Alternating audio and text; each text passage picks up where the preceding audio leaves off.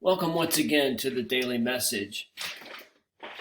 Throughout this week, I'm going to be reading some excerpts from a book entitled The Spirit of St. Francis, Inspiring Words from Pope Francis. We all know of Pope Francis's great devotion to his papal namesake, St. Francis of Assisi.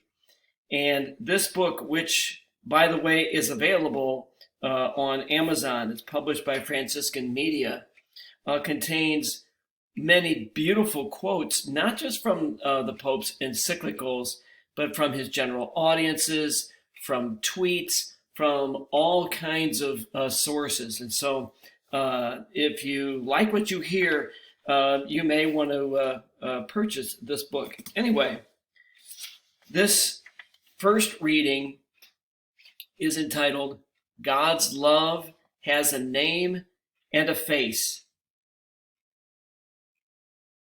What is God's love? It is not something vague, some generic feeling. God's love has a name and a face. Jesus Christ, Jesus. Love for God is made manifest in Jesus. For we cannot love air. Do we love air? Do we love all things? No, we cannot. We love people, and the person we love is Jesus, the gift of the Father among us.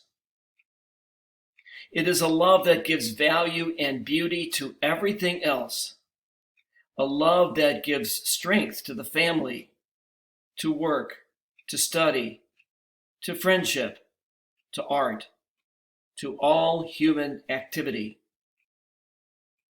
It even gives meaning to negative experiences because this love allows us to move beyond these experiences, to go beyond them, not to remain prisoners of evil. It moves us beyond, always opening us to hope. Love of God in Jesus always opens us to hope, to that horizon of hope, to the final horizon of our pilgrimage. In this way, our labors and failures find meaning. Even our sin finds meaning in the love of God because this love of God in Jesus Christ always forgives us.